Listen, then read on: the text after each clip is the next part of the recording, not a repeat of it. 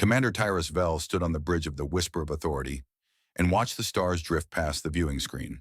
40 years he had served the Velith hegemony. 40 years of patrols, battles, and diplomatic missions. Now, with retirement only months away, he found himself in the quiet emptiness of unclaimed space. It was supposed to be a simple assignment, one final patrol before he returned home to his family. The Whisper of Authority was a fine ship. 340 crew members served aboard her. She carried enough weapons to destroy a small fleet and enough supplies to stay in deep space for years. The Velith had built her to project power, to remind lesser species that the hegemony watched everything. Tyrus had commanded her for 15 years. He knew every sound she made, every vibration in her hull. He knew when something was wrong before his officers could report it. Right now, something was wrong. "Commander," said his sensor officer, a young female named Kirados. Her voice was calm, but Tyrus could hear the tension underneath. "We are detecting an anomaly at the edge of sensor range." Tyrus turned from the viewing screen. "What kind of anomaly?" "Unknown, sir. The readings do not match anything in our database." Kira's fingers moved across her console. "It appears to be a ship, a very large ship." "Show me." The main screen flickered. The star field vanished, replaced by a tactical display. At the center was the Whisper of Authority, marked in blue.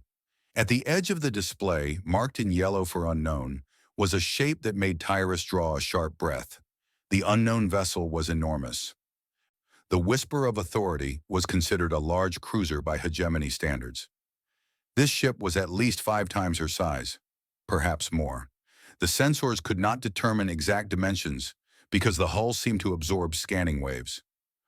"Where did it come from?" Tyrus asked. "It emerged from an uncharted transit corridor approximately 6 minutes ago," Kira reported. "It has been stationary since then." Tyrus studied the display. Transit corridors were natural pathways through space that allowed faster-than-light travel. The hegemony had mapped thousands of them over the centuries, but not this one. This corridor was new, or perhaps it had always been there, and no one had found it until now. "Has it made any hostile moves?" asked Tyrus. "No, sir. It is simply waiting." First Officer Marin Vol stepped up beside Tyrus. He was a large male with gray scales and suspicious eyes. "We should withdraw, Commander. Report this to High Command and let them send a proper investigation fleet." Tyrus considered the suggestion. It was the safe choice, the smart choice. But something held him back. In 40 years, he had never encountered a vessel like this. He had never seen technology that could hide from Velith sensors. Whoever built this ship possessed knowledge that the hegemony did not have. "No," Tyrus said finally. "We will make contact. Initiate first contact protocols." Marin's scales rippled with disapproval. "Commander, with respect, we do not know what that ship is capable of. We could be putting the crew in danger." "We could," Tyrus agreed. "But we are officers of the hegemony. Our duty is to investigate the unknown, not run from it." He looked at his communications officer. "Transmit standard greeting frequencies. All known languages." The communications officer nodded and began the transmission. The greeting was simple, a mathematical sequence to prove intelligence, followed by offers of peaceful communication in every language the hegemony had cataloged. They waited.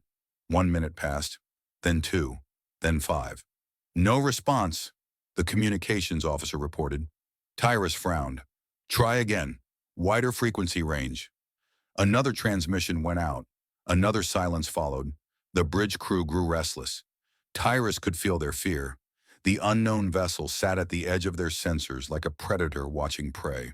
It made no moves. It sent no signals. It simply existed, vast and silent and unknowable. Then, without warning, a transmission arrived. "Incoming signal," the communications officer said, surprise in her voice. It is in our language. Perfect Velith script." On screen, the tactical display vanished. In its place appeared a simple message. First came a mathematical sequence, the same one the Velith had sent. Then came a set of coordinates. Finally, one word. "Observe." The bridge fell silent. Marin was the first to speak. "A trap. It must be a trap." "Perhaps," Tyrus said, But his instincts told him otherwise. A trap would require deception, misdirection. This message was direct. It was an invitation, or perhaps a challenge. Navigation. Calculate a course to those coordinates, Tyrus ordered. Maintain safe distance from the unknown vessel. Commander, Marin protested, this is unwise. We should... I have made my decision. First officer. Tyrus did not raise his voice, but his tone ended the argument. We will follow, we will observe, and we will learn. The whisper of authority began to move.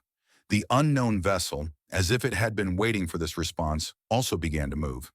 It turned with a grace that seemed impossible for something so large and began traveling toward the coordinates it had provided. For 3 hours they followed. Tyrus spent the time studying the unknown ship. Its hull was dark, almost black, covered in geometric patterns that seemed to shift and change under different light. No weapons were visible, but power readings from the vessel were extraordinary. The ship radiated more energy than a small star. Whatever technology powered it was beyond anything the Velith had developed. Kira ran analysis after analysis, trying to identify the ship's origin. She found nothing. It matched no known civilization. It used no recognized design principles. It was completely alien in every sense of the word. Commander, Kira said eventually, her voice quiet, I have been studying the ship's construction, the materials used, the energy signatures, the structural design. She paused.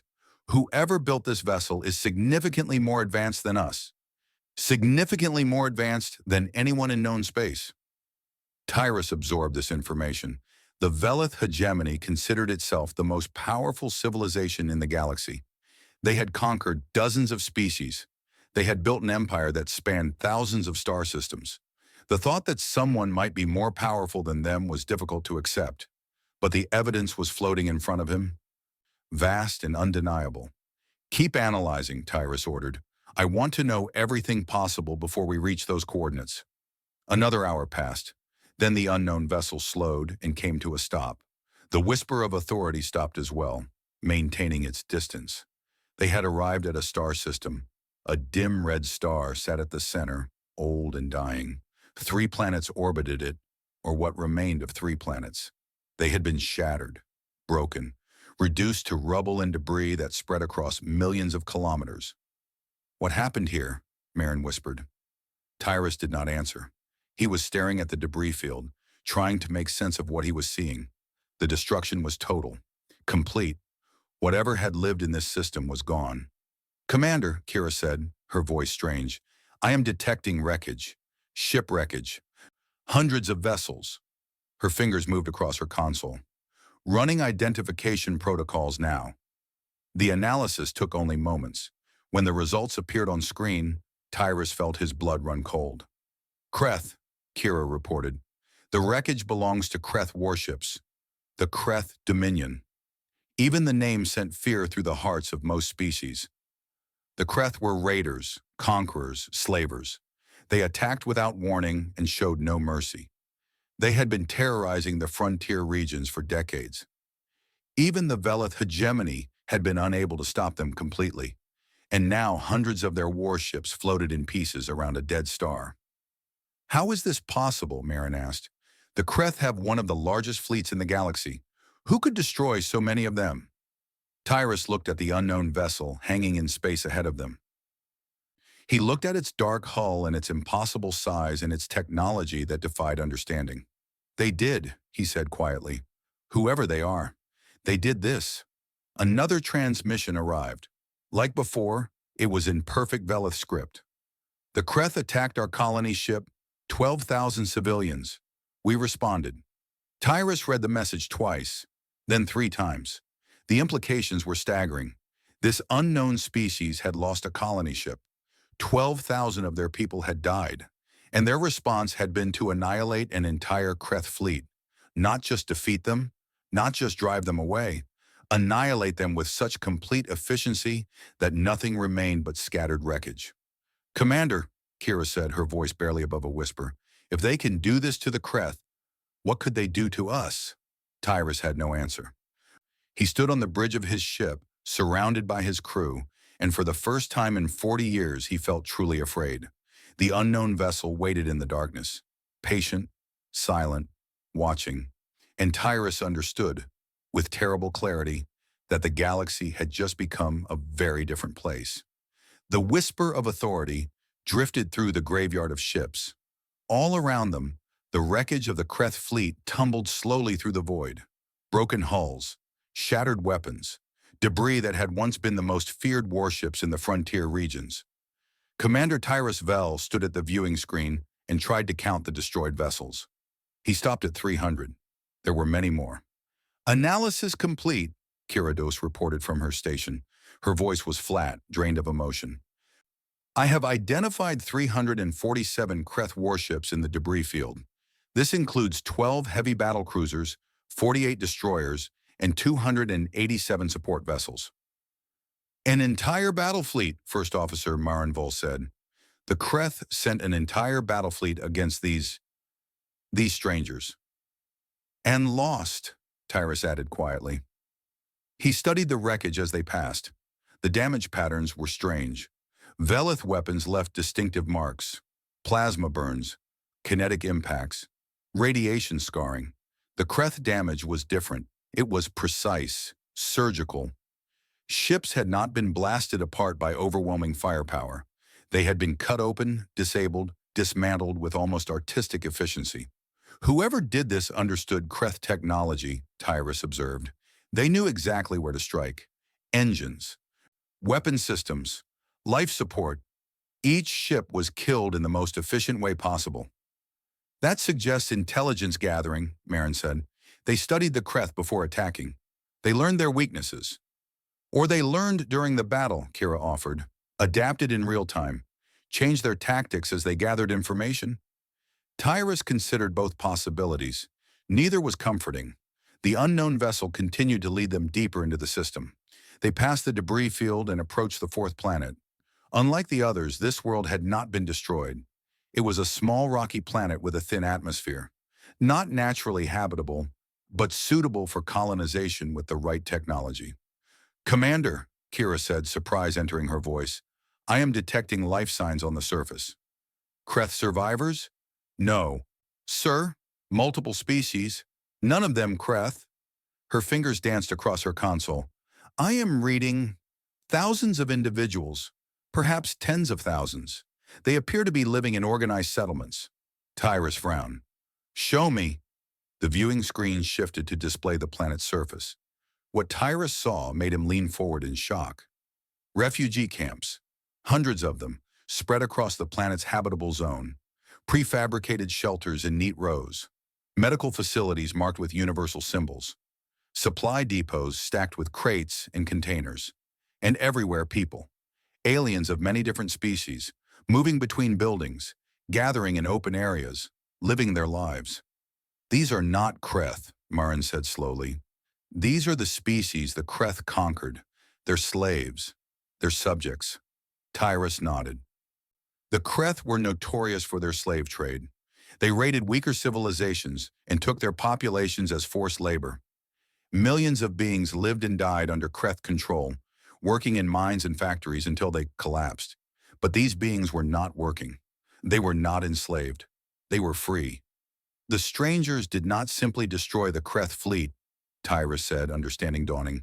They freed the slaves. They brought them here. They are caring for them. As if to confirm his words, a small vessel descended from the unknown ship and headed toward the planet's surface. Tyrus watched it land near one of the refugee camps. Moments later, figures emerged and began unloading supplies. They are still providing aid, Kira reported. Regular supply drops, medical support, infrastructure development. She looked up from her console. Commander, they have been doing this for weeks, perhaps months. Tyrus tried to reconcile what he was seeing with what he had seen in the debris field. The same beings who had destroyed an entire Kreth fleet with cold efficiency were now running refugee operations. They were feeding the hungry, healing the sick, building homes for the displaced. This makes no sense, Marin muttered. If they have the power to annihilate fleets, why waste resources on charity? Why save the slaves when they could simply leave them? Perhaps, Tyrus said slowly, their definition of power is different from ours. Before Marin could respond, Another transmission arrived. We did not come seeking war. War was brought to us. We responded with appropriate force. Nothing more. Nothing less. Tyrus read the message aloud. His crew listened in silence. The Kreth military has been neutralized. Their slaves have been liberated. Their civilian populations on other worlds remain untouched. We do not punish innocents for the crimes of their leaders. Another message followed. You have questions. We will answer them. If your commander wishes to speak directly, we will receive him. The bridge erupted in noise. Officers spoke over each other, arguing, warning, protesting. Some demanded immediate withdrawal. Others urged acceptance. The tension was thick enough to cut. Tyrus raised his hand. Silence fell. They are offering a meeting, he said. Face-to-face communication. An opportunity to learn who they are and what they want. Or an opportunity to take you hostage, Marin countered. We have no guarantee of safe passage. No assurance they will let you return. That is true. Tyrus looked at the unknown vessel on the screen. It hung in space like a sleeping giant, vast and patient. But consider what we have seen. They could have destroyed us the moment we arrived. They have the power. Instead, they invited us to observe. They showed us what they did to the Kreth. They showed us the refugees they are protecting. A demonstration of strength, Marin said. Yes, but also a demonstration of restraint. Tyrus turned to face his first officer. They want us to understand them. They want us to know that they are powerful enough to destroy, but choose to protect instead. That is not the behavior of mindless conquerors. Then what is it? Tyrus considered the question carefully. It is the behavior of someone who wants to be understood, someone who believes communication is better than conflict. He paused. Someone who is giving us a choice. He made his decision. Prepare a shuttle. I will take a small team to meet with them. He saw Marin start to protest and cut him off. This is not a discussion, First Officer. If something happens to me, you will take command and return to hegemony space with everything we have learned. But I do not believe anything will happen to me. How can you be sure? Tyrus looked back at the screen, at the refugee camps filled with freed slaves, at the supply ships delivering aid, at the strange vessel that had annihilated a fleet and then turned to mercy. Because they had every reason to let those slaves die, he said. The Kreth were defeated. The battle was over. No one would have blamed them for walking away. But they did not walk away, they stayed. They helped. He shook his head. Beings capable of that kind of compassion do not murder diplomats. The shuttle bay was prepared. Tyrus selected 3 officers to accompany him. Kira for her analytical skills, a security chief named Dorothy for protection, and a young diplomatic attaché named Sarah Venn, who had studied alien cultures. They boarded the shuttle and launched into the void. The unknown vessel grew larger as they approached. Up close, it was even more impressive. The dark hull stretched in every direction, covered in those strange geometric patterns that seemed almost alive. Tyrus tried to estimate the ship's length and failed. It was simply too large. A section of the hull opened. Light spilled out, revealing a shuttle bay far larger than anything on the Whisper of Authority. Tyrus guided the shuttle inside and sat down on a marked landing pad. For a long moment, no one moved. They sat in the shuttle, staring out at the alien environment surrounding them. Commander, Sarah said quietly, what do we do now? Tyrus took a deep breath. We meet our hosts. The shuttle ramp lowered. Tyrus led his team out into the unknown. The shuttle bay was clean, well-lit, and organized. Other vessels sat in neat rows, ranging from small shuttles to medium-sized craft. Workers moved between them, performing maintenance and loading supplies. They wore simple uniforms in muted colors, and they were unlike anything Tyrus had ever seen. They walked upright on 2 legs, like many species. They had 2 arms, 2 eyes, hair on their heads in various colors. Their skin tones ranged from pale to dark. They moved with confidence and purpose, speaking to each other in a language Tyrus did not recognize. A group of 3 approached the Velith delegation. The leader was a female with dark hair pulled back from her face. Her eyes were calm and intelligent. She wore a uniform with insignia that suggested high rank. Commander Tyrus Vel, she said, and her words came out in perfect Velith. Welcome aboard the distant horizon. I am Admiral Chen. I have been looking forward to this meeting. Tyrus found his voice. You know my name. We know many things. Admiral Chen smiled. It was a strange expression, showing teeth but somehow not threatening. Please come with me. We have much to discuss, and I suspect you have many questions. She turned and walked toward an exit. Tyrus and his team followed. They walked through corridors that seemed to go on forever. They passed windows that looked out on gardens, living spaces, training facilities. The ship was not just a vessel of war. It was a mobile civilization. Thousands of beings lived here, worked here, raised families here. Finally, they reached a conference room. Admiral Chen gestured for them to sit. I know you are afraid, she said. I know you saw what we did to the Kreth. I know you are wondering if we will do the same to you.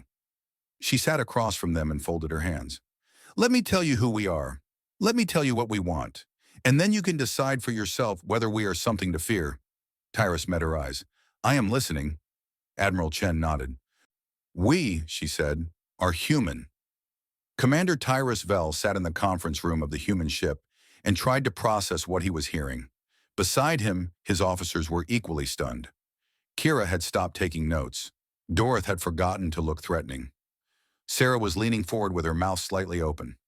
Admiral Chen spoke calmly, as if she were discussing the weather instead of reshaping everything the Velith believed about the galaxy. Humanity emerged into space approximately 300 years ago, she explained. Our homeworld is called Earth. It is a small planet in what you would consider an unremarkable system. We were late to interstellar travel. By the time we developed the necessary technology, most of the galaxy had already been claimed by older civilizations. Tyrus found his voice. We have heard of Earth. Our intelligence services classified humanity as a minor species, primitive, divided, of no strategic importance. Your intelligence services were not wrong. Admiral Chen smiled. 300 years ago, we were exactly what they described. We fought among ourselves constantly. We wasted resources on petty conflicts. We nearly destroyed our own planet before we learned to work together. What changed? We went to space. The Admiral's eyes grew distant, remembering something. When humans first saw our world from orbit, something shifted in our collective consciousness. We realized how small we were, how fragile, and we realized that if we kept fighting each other, we would never survive what waited among the stars. She stood and walked to a window that looked out on the stars. We watched the galaxy for a long time before we made ourselves known.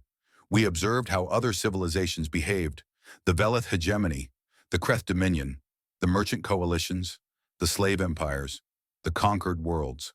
She turned back to face them. We saw how power worked in this galaxy. The strong took from the weak. The ancient dominated the young. Entire species were erased because they had something someone else wanted. That is the natural order, Tyrus said carefully. The strong rule. It has always been so. Perhaps, but humanity chose a different path. Admiral Chen returned to her seat. We decided that we would not announce ourselves until we were strong enough that no one could threaten us. We built our fleet in secret. We developed our technology in hidden systems.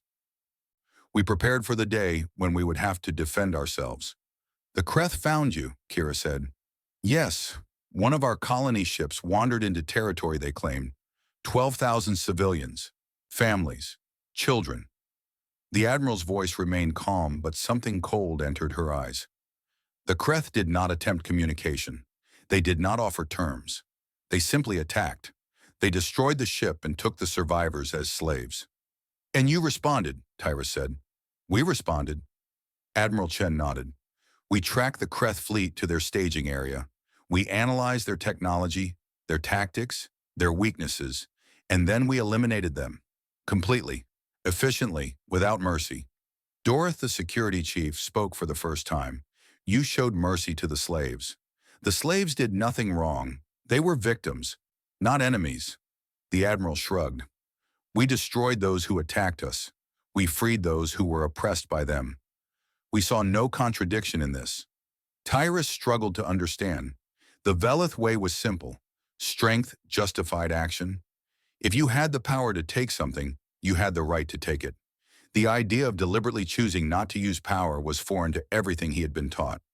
"What do you want from us?" he asked finally. "You could have destroyed my ship when we arrived. You could have kept your existence secret. Instead, you invited us here. You showed us what you are capable of. Why?" Admiral Chen leaned forward. "Because we are tired of hiding, because humanity is ready to take its place in the galaxy, and because we want to offer the Velith hegemony a choice." "What kind of choice?" The Admiral pressed a control on the table. A holographic display appeared, showing a map of known space. The Velith hegemony was marked in purple, vast and sprawling. Dozens of other species were marked within its borders, smaller territories that had been absorbed over centuries. "The Velith rule through force," Admiral Chen said. "You conquered species that were weaker than you. You took their worlds, their resources, their labor. You call it the natural order. We call it something else." "And what is that?" "Tyranny." The word hung in the air. Tyrus felt his scales flush with anger. "You dare! I dare because I can."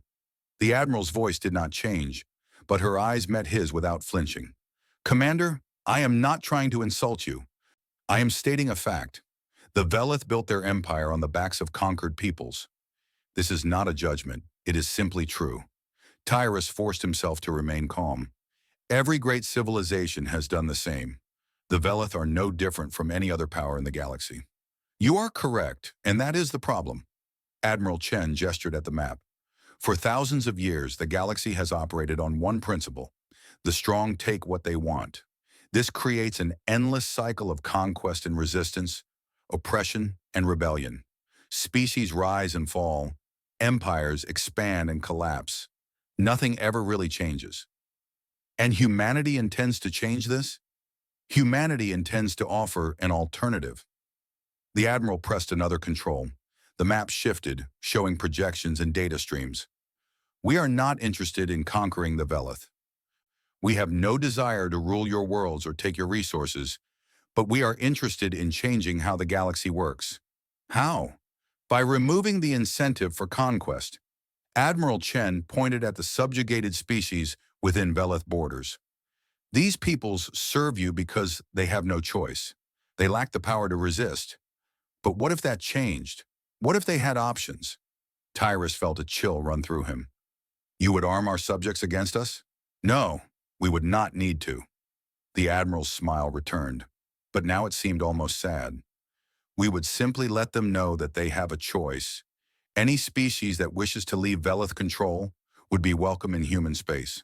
We would provide transportation, settlement support, protection. They would be free to build new lives far from Velith authority." "That would devastate our economy," Sarah said. "The hegemony depends on labor from subject species.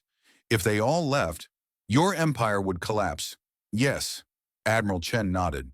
"That is one possible future, but there is another." She changed the display again. Now it showed something different: trade routes, research partnerships, mutual defense agreements. A network of cooperation between species that currently existed as conquerors and conquered. "The Velith could choose to change," the Admiral said. "You could release your grip on subject peoples voluntarily, transform from rulers into partners, share resources instead of taking them, build relationships based on mutual benefit instead of force." "And what would we gain from this?" Tyrus asked. "Everything." Admiral Chen spread her hands. "Access to human technology, trade agreements that would make your economy stronger than it has ever been, a seat at the table as the galaxy reorganizes itself around new principles. The Velith would not disappear. You would simply become part of something larger, something better." Tyrus shook his head. "The Council would never accept this. The hardliners would see it as surrender. They would choose war." "They might." The Admiral's voice grew quiet. "And if they did, they would lose. We do not want war with the Velith. We have shown you this system to demonstrate that we are capable of terrible destruction when we must be. But we have also shown you the refugees to demonstrate that destruction is not our purpose." She stood and walked to stand directly in front of Tyrus. "You are a military officer. You have studied tactics and strategy. You know how to read a battlefield." She met his eyes. "Look at what we showed you today. Look at the wreckage of the Kreth fleet. Look at the technology we possess. Look at this ship, which is not even one of our larger vessels. And then ask yourself, if we wanted to destroy the Velith hegemony, could you stop us? Tyrus did not answer. He did not need to. We are not offering you a threat, Admiral Chen continued. We are offering you a choice. The Velith can continue as they have, and humanity will simply make itself available to anyone who wishes to leave your control. Your empire will slowly drain away as your subjects choose freedom over servitude, or the Velith can embrace change and become part of a new galactic order that benefits everyone. Including humanity, Tyrus said. Including humanity. We have never pretended to be selfless. The Admiral smiled. We want a galaxy where no one is powerful enough to threaten us. We want trade partners and allies, not subjects and enemies. We want peace, not because we are weak, but because peace allows everyone to prosper. She returned to her seat. I am sending you home, Commander. You will deliver our message to the Velith Council. They will debate and argue and probably threaten war. That is their right, but eventually they will realize that they have only two real options: change willingly or watch their empire fade away. Tyrus rose, his officers rose with him. And if they choose war? He asked. Admiral Chen's expression did not change. Then we will end it, quickly, efficiently, without mercy for those who fight us, and with complete protection for those who do not. She paused. We showed mercy to the Kreth slaves because they were innocent. We would show the same mercy to innocent Velith. But we would not hesitate to destroy anyone who raised weapons against us. Tyrus understood. The message was clear. Humanity was offering peace, but it was a peace backed by overwhelming power. Accept it and prosper. Reject it and face annihilation. It was, in its own way, the most honest diplomatic offer he had ever received. I will deliver your message, he said. Thank you, Commander. Admiral Chen stood and extended her hand. Tyrus looked at it, uncertain, then took it. Her grip was firm. I hope the Council chooses wisely. Humanity has no desire to be your enemy. But we will not allow ourselves to be anyone's victim either. She released his hand and gestured toward the door. Safe travels, Commander Vel. I suspect we will meet again. Tyrus led his team out of the conference room, through the endless corridors back to their shuttle. As they lifted off and returned to the Whisper of Authority, he looked back at the human ship one last time. It hung in space, dark and silent and impossibly powerful. A vessel that could destroy civilizations, commanded by beings who chose to build instead of burn.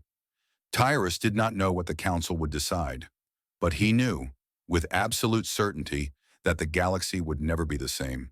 The Velith High Council chamber had not seen such chaos in 300 years. 17 council members sat in their elevated seats, shouting over each other while aides rushed between them with data tablets and urgent messages.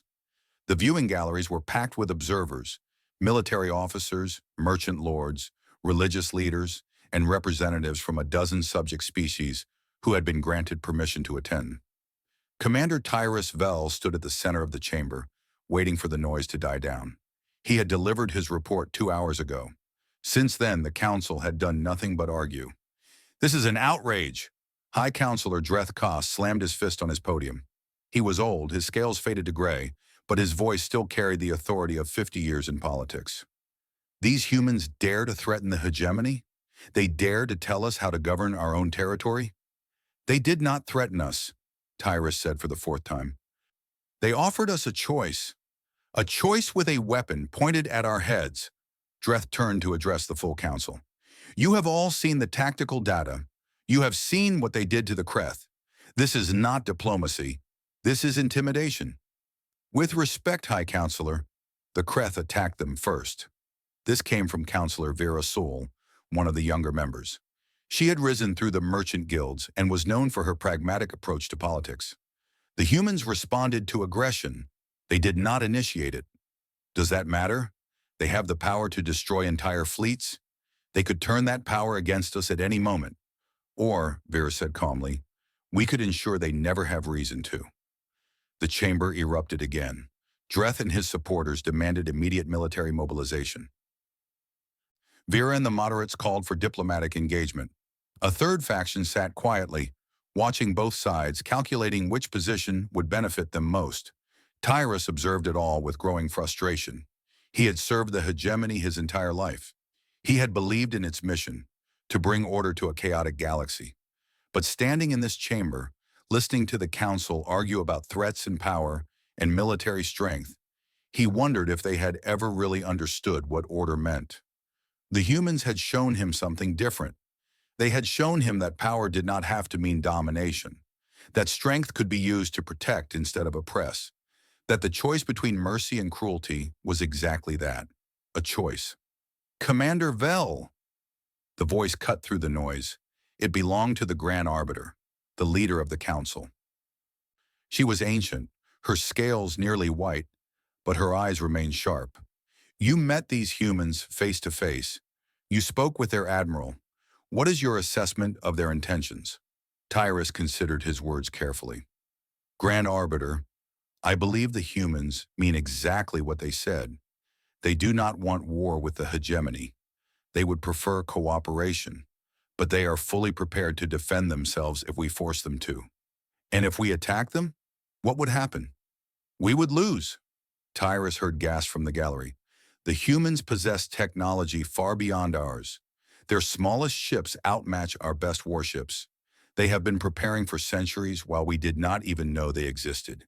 If we go to war, we will not survive it. Then we must strike now, Dreth roared, before they grow even stronger. We must nothing. Virasol cut him off. Commander Vell just told us that we cannot win. Do you propose we throw away our fleet in a pointless gesture? Kill millions of our people for your pride? My pride? This is about the survival of the hegemony. No, High Counselor, the survival of the hegemony is exactly what I am trying to ensure. Vera stood and addressed the full chamber. Listen to me, all of you. The humans have offered us a path forward. They have offered trade, technology, partnership. They have offered to help us become stronger, not weaker, and in return, they ask only that we treat our subject peoples fairly. They ask us to surrender everything we have built, Dreth snapped. They ask us to evolve. Vera shook her head. The hegemony was built on conquest, but conquest requires endless expansion, endless war, endless resources. How long can that continue? How many more species must we subjugate? How many more rebellions must we crush? The humans offer us a different model, a model where we do not need to keep fighting to survive. The chamber fell silent. Vera's words had struck a nerve. Every member of the council knew the truth she was speaking. The hegemony's expansion had slowed in recent decades. The costs of maintaining control over subject species grew higher every year. Rebellions were becoming more frequent. The military was stretched thin. The humans had not offered a threat. They had offered a mirror, and what the Velith saw in it was not flattering. Grand Arbiter, Vera continued, I propose that we send a diplomatic delegation to the humans, not to surrender but to negotiate. Let us learn more about them. Let us understand what they truly want, and let us explore whether cooperation might benefit both our peoples. Dreth opened his mouth to protest, but the Grand Arbiter raised her hand for silence. The council will vote, she announced. All in favor of sending a diplomatic delegation? Vera's hand rose immediately. Others followed, slowly at first, then more quickly. Tyrus counted, 9 in favor, 8 opposed. Dreth's face twisted with rage. This is cowardice. This is democracy, High Counselor. The Grand Arbiter's voice was cold. The vote has been decided. A delegation will be sent. She looked down at Tyrus. Commander Vell, you will lead the delegation. You have met the humans. You understand them better than anyone else in this chamber. Find out what they truly want. Find out if there is a path forward that does not lead to war. Tyrus bowed his head. I will do my best, Grand Arbiter. But even as he accepted the assignment, he knew that the vote was not the end of the conflict. He saw Dreth whispering to his allies. He saw the hard looks exchanged between factions. The council had chosen diplomacy, but not everyone would accept that choice. The days that followed proved him right. Military commanders loyal to Dreth began moving ships to defensive positions along the borders. Intelligence services reported increased activity in the outer systems. Weapons factories that had been idle for years suddenly resumed production. The hardliners were preparing for war, regardless of what the council had decided. Tyrus brought his concerns to Vera Soul. She listened quietly, her expression troubled. They believe the council is weak, she said.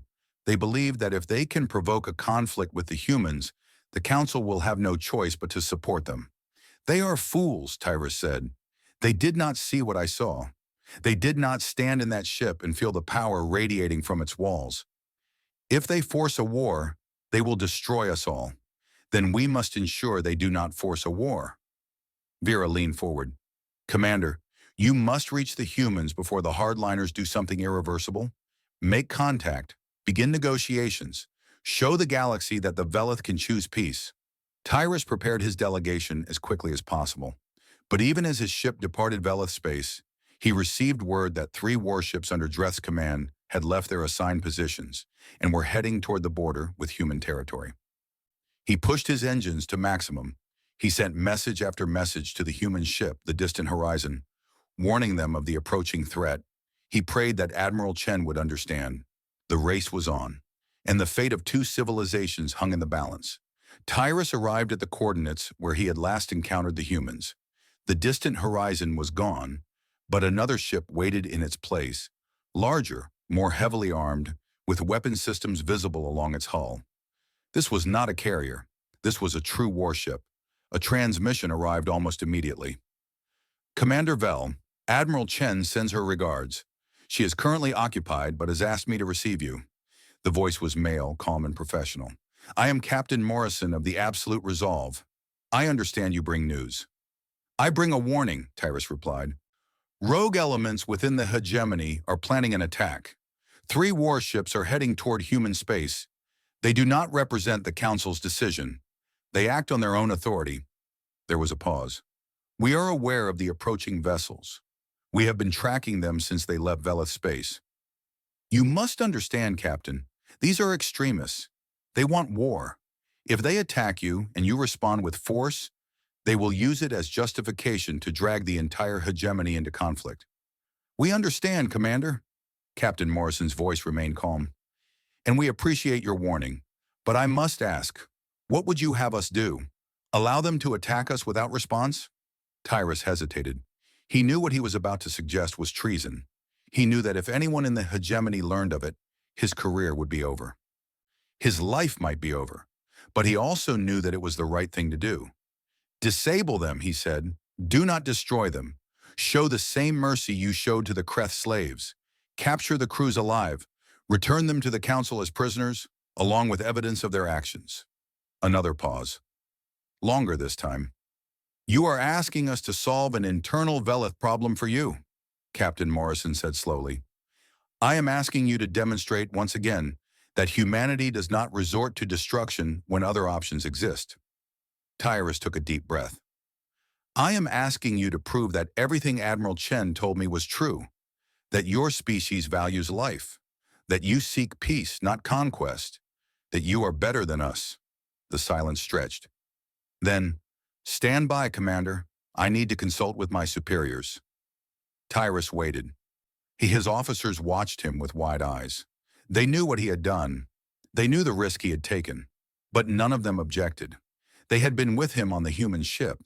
They had seen the refugees. They had heard Admiral Chen speak of a different way. They believed, as he did, that there had to be a better path.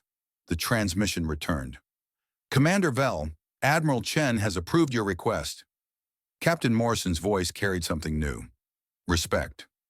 The 3 rogue vessels will be intercepted and disabled without loss of life.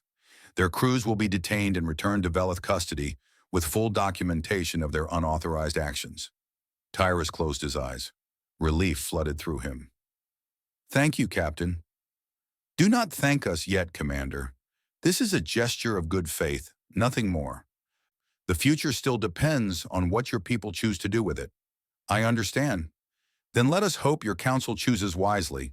Morrison out. The transmission ended. Tyrus turned to his crew. Set course for the council chamber. We have work to do. The galaxy was watching, and for the first time in centuries, the Velith had a chance to become something new. The news spread across the hegemony like fire through dry grass. 3 warships commanded by officers loyal to High Counselor Dreth had attempted an unauthorized attack on human space. They had been intercepted by a single human vessel. In less than 12 minutes, all 3 ships had been disabled. Their weapons were destroyed. Their engines were crippled. Their life support was left intact. No one died. The crews were held for 3 days. During that time, the humans provided food, medical care, and comfortable quarters. They were treated as guests, not prisoners. When the human ship arrived at the border of Velith space, the crews were transferred to a Velith transport along with complete documentation of their commander's actions, recordings of communications, navigation logs, weapons orders. Everything was preserved in perfect detail. High Counselor Dreth was arrested the same day. Commander Tyrus Vel watched the aftermath from the observation deck of his ship. Below him, the capital world of the hegemony turned slowly through space. Somewhere down there, the council was meeting in emergency session. Somewhere down there, the future of his civilization was being decided. Vera Sol had sent him a message an hour ago. The vote was too close to call. The hardliners, shaken by Dreth's arrest but not defeated, were fighting to prevent any agreement with the humans. The moderates were pushing for immediate negotiations. The outcome remained uncertain, but something had changed. Tyrus could feel it. The humans had been given every justification for war. 3 warships had entered their space with hostile intent. Any other civilization in the galaxy would have responded with overwhelming force. Instead, the humans had done exactly what Tyrus had asked. They had shown mercy. They had demonstrated restraint. They had proven that their words were not empty. A transmission arrived from the surface. Commander Vel, Vera Sol's voice was tired but triumphant. The vote has been decided. The Council has authorized formal negotiations with humanity. You are to lead our delegation. Tyrus closed his eyes. What about the hardliners? Weakened but not eliminated, they will continue to resist, but they have lost their best argument. After what the humans did, no one can claim that they are bloodthirsty conquerors looking for an excuse to attack us. Vera paused. You did well, Commander. Your actions may have saved our species. I did what was right, Tyrus said. Nothing more. Sometimes that is the hardest thing to do. The negotiations began 1 week later. They were held on neutral ground, a space station constructed specifically for the purpose, located in the empty zone between Velith and human territory. The station was built jointly by both species, a symbol of cooperation before the talks even began. Tyrus led the Velith delegation. Admiral Chen led the human one. They met in a conference room that was deliberately designed to feel neither Velith nor human. Neutral colors, simple furniture, a large window looking out at the stars. Commander Vel, Admiral Chen said as they took their seats, it is good to see you again. Admiral Chen, Tyrus nodded.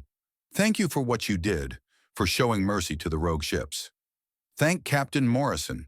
He was the one who carried out the operation. The Admiral smiled slightly. Although I admit, the idea appealed to me.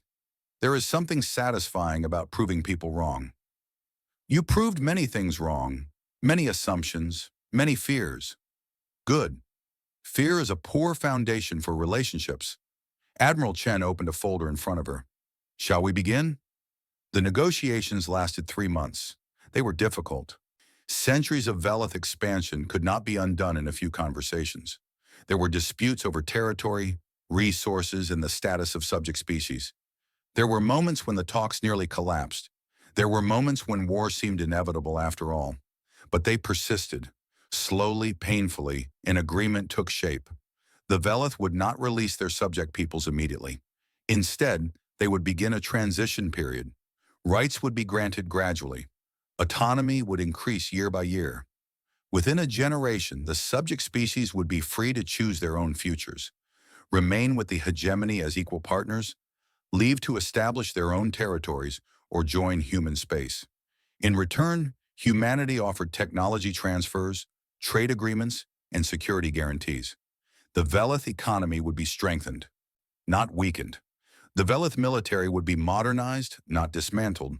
The hegemony would become part of a new galactic order, one based on cooperation rather than conquest. It was not a perfect agreement. Both sides made compromises they did not want to make. But it was an agreement, and that was something no one had believed possible. Tyrus signed the treaty on behalf of the hegemony. Admiral Chen signed on behalf of humanity. When they finished, they looked at each other across the table. "This is just the beginning," Chen said. "The hard work comes now. Implementation, enforcement, building trust. It will take decades." "Yes," Tyrus agreed, "but we have made a start. That is more than anyone thought possible." "You thought it was possible. You came to us with warning and a request for mercy." The Admiral stood and offered her hand. "Humanity will not forget that, Commander. You took a risk when you did not have to. You chose peace when war would have been easier. That is the kind of courage that changes history." Tyrus took her hand. "I did what was right." "Yes, you did," Admiral Chen smiled. "Welcome to the future, Commander. Let us build something better together." 5 years later, Tyrus Vell stood on a hillside on his homeworld and watched the sunset. Behind him, his family prepared dinner in the house he had built for his retirement. Before him, the sky turned gold and red and purple. A ship passed overhead. It was a transport vessel, carrying goods between Velith and human space. Such ships had become common. Trade had grown. Prosperity had increased. The subject species were progressing toward full autonomy with less resistance than anyone had expected. The hardliners still existed. They still complained. They still warned of human treachery. But their voices grew quieter each year. The evidence against them was too strong. The galaxy was becoming better, not worse. Their dire predictions had not come true. Tyrus thought about that day, 5 years ago, when he had first seen the human ship, when terror had gripped his heart, when he had believed he was witnessing the end of everything he knew. In a way, he had been right. The old galaxy had ended that day. The galaxy of conquest and subjugation, of strong dominating weak, of endless cycles of violence. That galaxy was dying. A new one was being born. He thought about Admiral Chen's words: power and restraint, strength and mercy. The ability to destroy combined with the choice not to. Humanity had shown the galaxy that there was another way, that civilizations did not have to build themselves on the suffering of others. It was a simple idea. It was also revolutionary. A small figure ran up the hillside to join him, his granddaughter, barely 4 years old, with bright eyes and endless curiosity. "Grandfather, what are you looking at?" Tyrus lifted her into his arms and pointed at the sky. "Do you see that ship? That ship carries things between our world and worlds far away. People of many species working together, trading, learning, building. Why? Because that is what civilizations do when they choose to help each other instead of fight." His granddaughter considered this with the seriousness that only children possess. "Is that what you did? Help instead of fight?" Tyrus smiled. "I tried. Many people tried. And we made something good. Can I help too, when I am big? Yes. There will always be work to do. Always new problems to solve, new bridges to build, new understanding to create." He hugged her close. "The universe is very large, and it takes all of us working together to make it better." They watched the sky until the stars came out. Thousands of points of light, each one a sun with worlds of its own. Each one a place where beings lived and dreamed and hoped. Tyrus had spent his life serving an empire built on fear. Now he lived in a galaxy slowly learning to trust. It was not perfect. It would never be perfect. But it was better. And better, he had learned, was enough. Somewhere among those stars, human ships moved through the void. Vast and powerful and silent, they carried the capacity for terrible destruction. They chose instead to build. That choice had changed everything. And in the quiet evening, on a peaceful world, an old soldier held his granddaughter and allowed himself to hope. The galaxy was healing, slowly, painfully, but healing nonetheless. And it had started with a single glimpse of a human battleship and the terror that had gripped an alien ship, terror that had led against all odds to something beautiful.